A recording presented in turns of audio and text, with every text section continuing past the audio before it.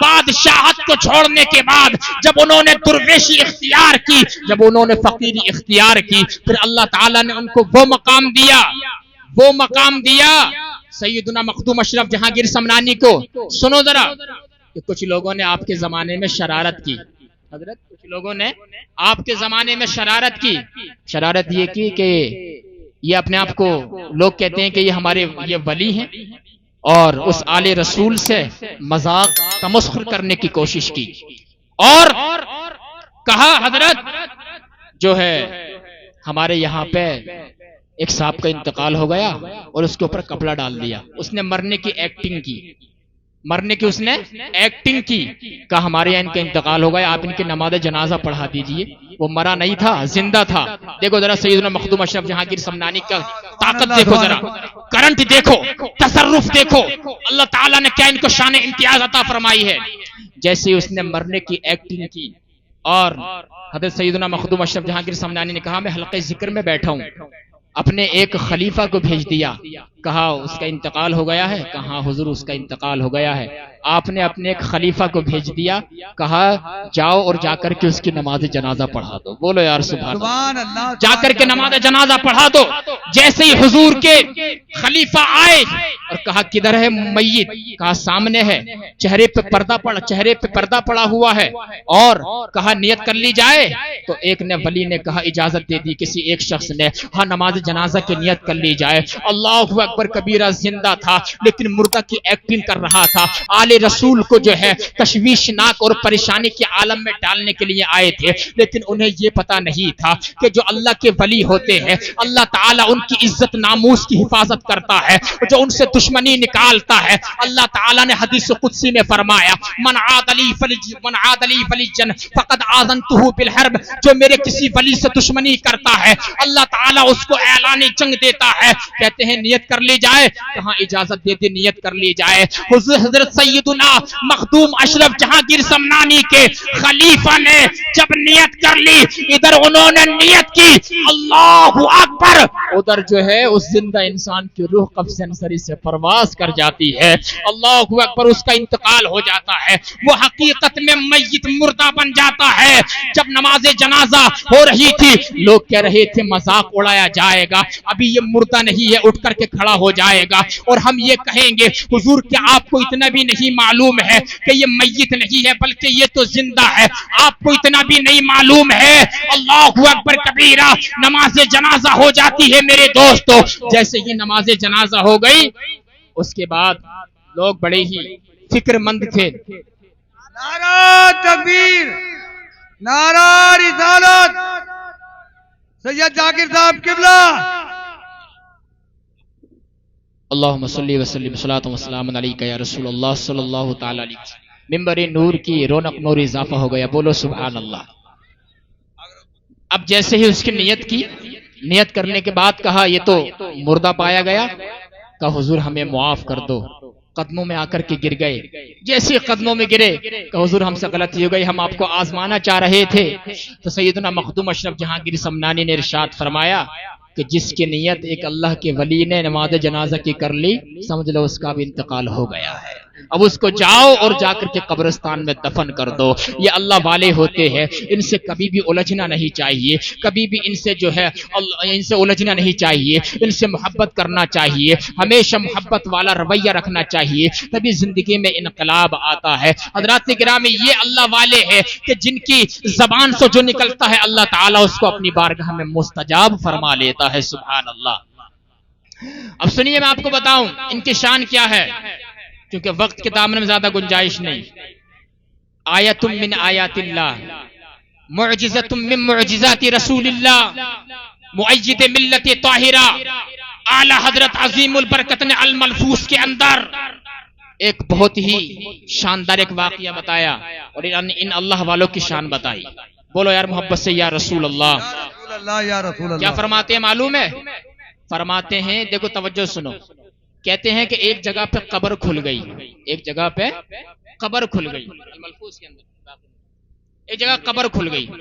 جیسے ہی قبر کھلی وہاں پہ نقیب صاحب، تو اس انسان کی नथनों पर गुलाब के 2 फूल रखे हुए थे सुभान अल्लाह सुभान और अल्लाह सीने पे जो है गुलाब की शाख रखी हुई थी। सुभान बोलो यार, अल्लाह। बोलो बोलो सुभान अल्लाह। सुभान अल्लाह गुलाब की सुभान शाख रखी हुई थी। सुभान अल्लाह सुभान अल्लाह, महक रहा था। जैसे कब्रिस्तान में पानी आ जाता है ना, तो कब्रों के अंदर तख्ते हट जाते हैं, हजरत तख्ते हट जाते हैं तो नजर आ जाती है मैयत, उसके उज़्व नजर आ जाते हैं, आज़ा नजर आ जाते हैं। अब जरा मेरी तरफ देखिए आप हजरत, जैसे ही कब्र खुली, अब लोगों ने सोचा कि इसके अंदर पानी आता है, अब क्या किया जाए?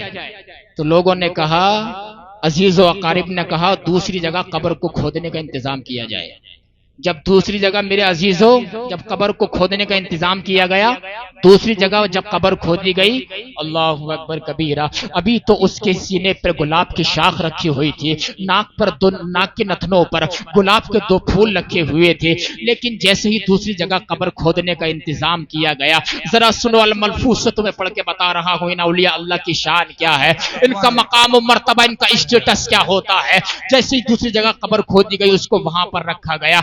अभी तो गुलाब की शाख उसके सीने से लपटी हुई थी, और अब जब दूसरी जगह उसको मुंतकिल किया गया तो उसके सीने पे 2 अजदहे, 2 सांप नजर आए, सांप, 2 सांप नजर आए। अल्लाहु अकबर कबीरा। थामला के जिंदा दिल मुसलमानों, मेरी बात को अपने दिल की तख्ती पे नोट करके ले जाना। 2 सांप नजर आए, जैसे ही उसके दिल पे 2 सांप नजर आए, लोगों ने कहा अब ये क्या मामला हो गया, अभी तो गुलाब की शाख थी, नथनों पे गुलाब के फूल रखे हुए थे, अब सांप क्यों नजर आ रहे हैं? तो उनमें किसी को कुछ समझ में नहीं आया, लेकिन उसमें एक साहिब दिल मौजूद था। बोलो सुभान अल्लाह। सुभान अल्लाह एक अल्लाह वाला मौजूद था। सुभान अल्लाह। एक अल्लाह वाले ने कहा, एक आंख वाले ने कहा, एक साहिब दिल ने कहा कि अगर खैरियत मानते हो तो इसे वहीं दफन कर दो जहां से निकाला है। बोलो बोलो यार सुभान अल्लाह। जहां से इसको मुंतकिल किया है वहीं पे इसको दफन कर दिया जाए। अल्लाहु अकबर। उसको वहां से निकाला और फिर पहली जगह पे दफन कर दिया गया। अब जब पहली जगह दफन कर दिया गया, फिर गुलाब की शाख नजर आई उसके सीने पे। सुभान अल्लाह। अब लोगों को समझ नहीं आ रहा था। किसी साहिब दिल ने कहा, किसी आंख वाले ने कहा, बेशक ये शख्स गुनहगार था, ये शख्स फासिक व फाजिर था, अल्लाह ताला ने इस पे अजाब मुसल्लत कर दिया था वहां पर। कहा यहाँ पर गुलाब की शाख क्यों थी? कहा उसकी वजह ये है, जरा गौर करो, इस गुनहगार इंसान के बाजू में एक अल्लाह वाले की कब्र है। अरे बोलो यार सुभान अल्लाह।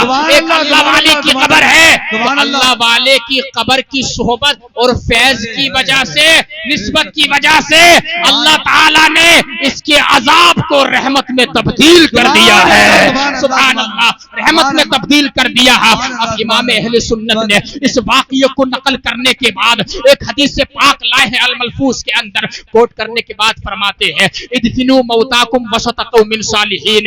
ए लोगों, अगर तुम्हें कोई ऐसी जगह मयस्सर आ जाए कि तुम अपने मुर्दों को किसी अल्लाह वाले के करीब में दफन करना चाहो, तुम्हें जगह मिल जाए तो दफन कर दो, इसलिए कि हुमुल कौमी ला यशका बिहिम जलीसुहुम। ये अल्लाह वाले को होते हैं कि जब तक इनके पास इंसान दुनिया में रहता है तब भी बाफैज रहता है, परेशान नहीं होता है। जब दुनिया से चला जाता है और इनके मजार के बराबर में उसकी कब्र होती है, अरे अल्लाह ताला उस पे करम फरमाता है। क्यों? कि इन्ना रहमतुल्लाहि करीबुम मिनल मुहसिनीन। बेशक अल्लाह ताला की रहमत जो होती है अल्लाह वालों से करीब होती है। सुभान अल्लाह सुभान अल्लाह सुभान अल्लाह सुभान अल्लाह। अंदाजा लगाइए, गुनहगार इंसान अल्लाह वाले की कब्र के बराबर। नारा तकबीर, नारा रिसालत, फैजाने दादा मियां।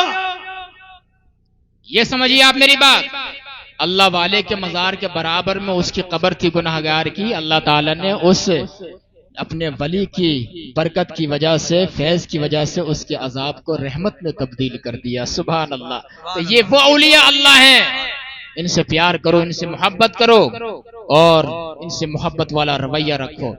लेकिन हजरत, मैं एक बात कहना चाहूंगा, आज तो पीर भी ऐसे फिर रहे हैं।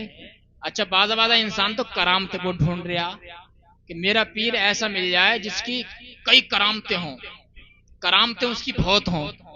करामत ढूंढता रहेगा, करामत भी है इस्लाम में, उसका भी तसव्वुर है, इस्तिकामत वाले को तलाश कर। सुभान अल्लाह। बोलो यार सुभान अल्लाह। सुभान हक अल्लाह। बात बता रहा हूँ, हक बात। सुभान अल्लाह। ये औलिया अल्लाह ایسے نہیں بنے گدڑیوں میں رہنے کے بعد انہوں نے کبھی ان کا 80 سال بھی اگر عمر ہوئی ہے تو ان کی ایک نماز بھی قضا نہیں ہوئی ہے. بولو سبحان اللہ. اور یہی پیغام کربلا سے امام عالی مقام نے دیا ہے. لوگوں کتنی پریشانی آ جائے, کتنی ہی دقت آ جائے, لیکن فرض نماز کو کبھی قضا مت کرنا ہے. یہ پیغام لے کر جاؤ اس اسٹیج سے, اس منبر سے, کہ اولیاء اللہ کی بارگاہ میں تو آئے ہو, یہ جو ان کی مزار پہ ہم آئے ہیں تو ان کا یہ چرچا کیوں ہے, ان کا یہ شہرہ کیوں ہے؟ اس لیے کہ انہوں نے کبھی بھی اللہ تعالیٰ اس کے رسول کی نافرمانی نہیں کی ہے. ہمیشہ نبی کی سنتوں کو انہوں نے فالو کیا ہے, نبی کی سنتوں کو انہوں نے فالو کیا ہے. اور نماز کا معاملہ تو یہ ہے میرے بھائیوں, تھاملہ کے زندہ دل مسلمانوں, آقا علیہ الصلوۃ والسلام گھر میں کام کرتے رہتے تھے, گھر میں کام کرتے رہتے تھے, گھر کے کام میں ہاتھ بٹاتے تھے, لیکن جیسے ہی حضرت بلال کی اذانوں کی آواز حضور علیہ الصلوۃ والسلام کے کانوں مبارک میں آتی تھی, حضور علیہ الصلوۃ والسلام سارے کام کاج کو چھوڑ کے نماز کی طرف ایسے متوجہ ہوتے تھے کہ حضرت عائشہ امہات المومنین کا بیان ہے, ایسا لگتا تھا جب نماز کا وقت ہوتا تھا جیسے کہ ازواج مطہرات سے کوئی تعلق ہی نہیں ہے, کوئی کنیکشن ہی نہیں ہے. پتا چلا جب مؤذن اذان پکارے حی علی الصلاۃ, آؤ نماز کی طرف, حی علی الفلاح, آؤ سکسیس کی طرف, آؤ کامیابی کی طرف. پھر تو کتنا ہی بڑا بزنس مین ہو, پھر تو کتنا ہی بڑا تجارت کرنے والا ہو, کتنا ہی بڑا آدمی ہو, سارے کام کو تیاق دے دے اور مسجد میں آ جا, سر جھکا لے, اللہ تعالیٰ کی بارگاہ میں سر جھکائے گا. اللہ تعالیٰ فرمائے گا تو نے میرے لیے سارے کام کو چھوڑ دیا ہے, سن تو نے میری عبادت کی ہے, میں تیرا کام بگڑنے نہیں دوں گا, تجھے وہاں سے رزق دوں گا جہاں تو سوچ بھی نہیں سکتا ہے. نعرہ تکبیر, نعرہ رسالت, سبحان اللہ. یہ نماز کا پیغام لے کر جاؤ یہاں سے. تمہیں بتانا یہی چاہتا تھا, وقت بہت ہو رہا ہے. میری آخری بات سن لیجئے, پیر بھی ایسے پھر رہے ہیں حضرت جن کے ہاتھوں میں کئی کئی انگوٹھیاں پہنے ہوئے ہیں, بال جو ہے معاذ اللہ عورتوں سے مشابہت ہے, اور اپنے آپ کو پیر کہتے ہیں. وہ پیر نہیں ہے بلکہ وہ پیر ہے. بات سمجھ رہے ہیں, یہ حق بات ہے, اس کو قبول کرو. وہ پیر ہیں, وہ جا کے دیکھو کتنے مزاروں پہ ایسے معاملات ہیں.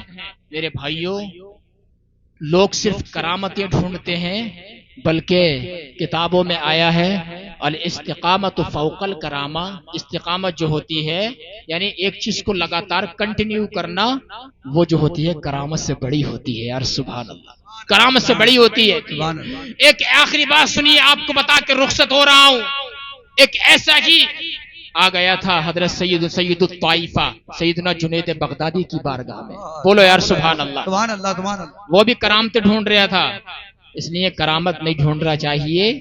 جو انسان نبی کریم صلی اللہ علیہ وسلم سے محبت کرتا ہو, فرائض کی پابندی کرنا ہو, اس شخص کے ہاتھ میں ہاتھ دے کے مرید اور بیعت ہو جانا چاہیے. سبحان اللہ. سیدنا جنید بغدادی کی بارگاہ میں وہ آیا, اور آنے کے بعد تو حضور مجھے مرید کر لیجئے. سیدنا جنید بغدادی کا پہلے یہ سن لو, ان کا زمانہ حضور غوث اعظم سے 200 سال پہلے کا زمانہ ہے. اللہ اکبر کبیرہ, بہت بڑے ولی ہے. اولیاء اللہ کی جماعت میں ان کا مقام امتیاز ہے, ان کا بہت بڑا مرتبہ ہے کہ حضور مرید ہونا چاہتا ہوں. آپ نے مرید کر لیا, لیکن کتابوں میں لکھا ہے کہ اس نے 12 سال حضرت کی خدمت کی, حضرت کے باغ کی خدمت کی. 12 مہینے خدمت کی.